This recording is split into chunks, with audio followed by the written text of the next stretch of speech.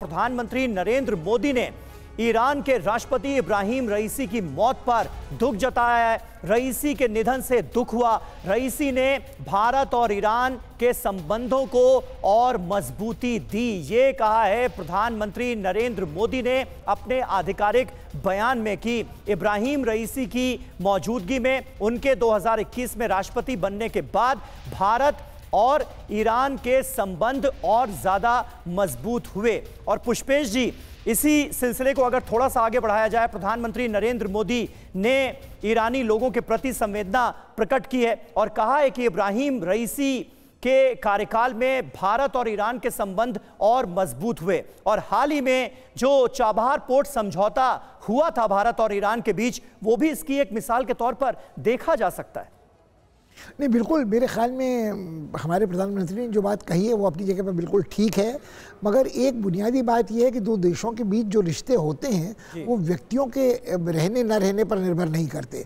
जो राष्ट्र हित होता है उनका कितना संयोग होता है, जिसे अंग्रेजी में कोइंसिडेंस या ओवरलैप ऑफ नेशनल इंटरेस्ट कहते हैं, वो कहीं अधिक महत्वपूर्ण होते हैं।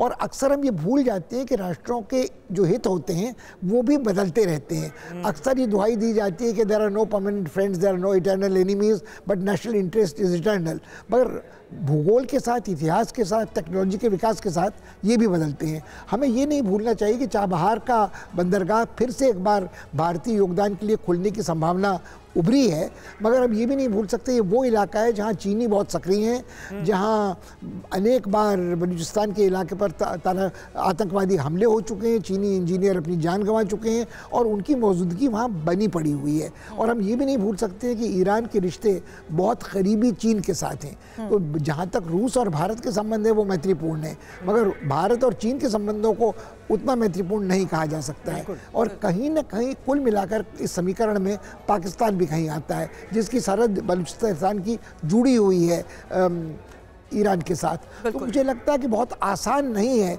इस जटिल समीकरण के बारे में सरलीकरण कहना कि किसी एक व्यक्ति के रहने या न रहने से हमारे संबंध कितने। और इस समझौते को लेकर सर एक तरह से अमेरिका ने भी आंख दिखाने की कोशिश की थी, एक तरह की वार्निंग दी थी, लेकिन जाहिर है उसको नजरअंदाज करते हुए हमने अपने देश के हित को सर्वोपरि रखा। बिल्कुल, हम लोगों ने अमेरिकी दबाव के सामने एकाएक अपने घुटने नहीं टेके, मगर कुछ हमने रियायतें की अमेरिका के पक्ष में। हमने चीन से अपने तेल के आयात की मात्रा घटाई, हमने चीन को, ईरान को हर समय समर्थन देने से इनकार किया, संयुक्त राष्ट्र संघ हो या सुरक्षा परिषद हो। और मुझे लगता है इसके लिए अमेरिका ही नहीं, हमारे इजराइल के साथ जो रिश्ते विकसित हुए हैं उनका भी प्रभाव पड़ा है।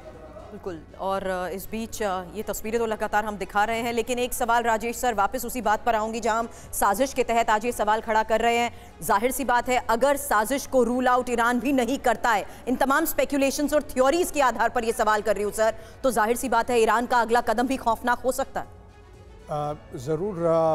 जो ईरान जो है उनके पास भी कुछ इंटेलिजेंस ज़रूर होगी और इंडिकेशंस उनको भी मिल गए होंगे कि ये किस तरह की थ्योरी में ज़्यादा दम है। तो अब उनका जो रिएक्शन है, उन्होंने अभी एक इमरजेंसी मीटिंग करी है, पहले तो वो ज़रूर इस पे जोर देंगे कि किस तरह का राष्ट्रीय शोक होना चाहिए, लेकिन जो सक्सेशन है उसको भी उन्होंने पक्का करना है। और उसके बाद अगर कुछ रिस्पांस करना है, अगर इसमें साजिश है और उसके लिए रिस्पांस है,